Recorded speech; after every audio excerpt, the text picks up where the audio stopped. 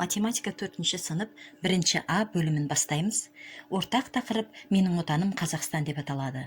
Демек, бұл бөлімде біз Қазақстан Республикасының жер көлемі туралы, байлығы туралы, теңгесі туралы көптеген есептеулер орындаймыз. 1-ші А бөлімі көп таңбалы сандар нумерациясы және олармен амалдар орындау деп аталады. Бұл бөлімде көп таңбалы сандарды оқуды, жазуды және салыстыруды білетін боласың. Сандық заңдылықтарды табуды үйренесің. Шетел валютасында көрсетілген соманы есептейсің және ұсақтайсың. Көп таңбалы сандарды қосасың және азайтасың, шамалармен есептеулер орындайсың. Бүгінгі тақырыбымыз 3-ші сыныпта өткенді қайталау деп аталады. Сандар мен шамалар, олармен есептеулер орындау туралы білетінімізді қайталаймыз. 7-ші беттегі 1-ші тапсырмадағы мәтінді оқы. Мына сандарды тауып суретімен жаз. Ал енді өз жұмысыңды тексеріп көр. Бүгінгі сабағымыздың мақсаты сандар мен шамалар туралы және олармен есептеулер жүргізу туралы болғандықтан, мына шамаларды ажыратып алайық. Алдымен массаның өлшем бірліктерін еске түсірейік. Грамм, килограмм, центнер, тонна.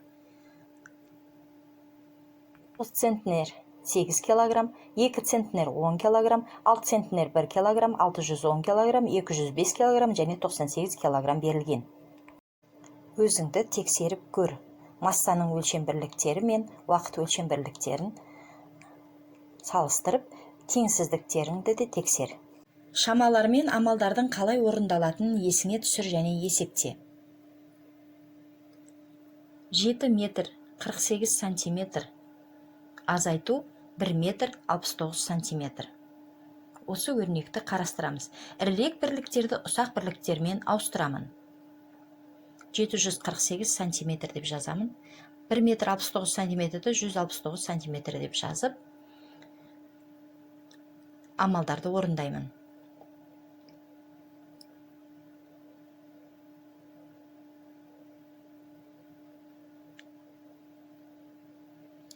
579 сантиметр шықты. Ұсақ бірліктерді ірірек бірліктермен ауыстырамын. 5 метр 79 сантиметр болды. Ал енді уақыт бірліктерін қосып көрейік.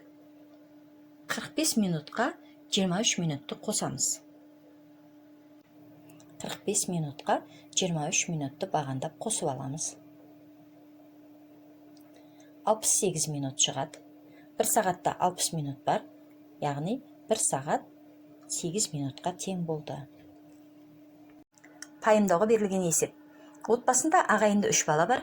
Олардан жастары қанша екенін сұрағанда үлкен былай деді. Үшеуміздің жасымызды қосқанда 27 шығады. Менің жасыма Арманның жасын қосқанда 22, ал Бауыржан мен Арманның жасын қосқанда 15 жас болады. Ағайындылардың әрқайсының жасы қаншада? 27-тен 22-ні азайтқанда 5 шығады, демек кіші баланың жасы 5-те. Ал енді 15-тен сол 5 жасты алып тастасақ, онда ортаншы баланың жасы 10-да. 22-ден 10-ды азайтқанда 12-де. Бүгінгі қайталау сабағында сандарды және шамаларды өз суретімен жазуды және шамалармен амалдар орындауды қайталадық.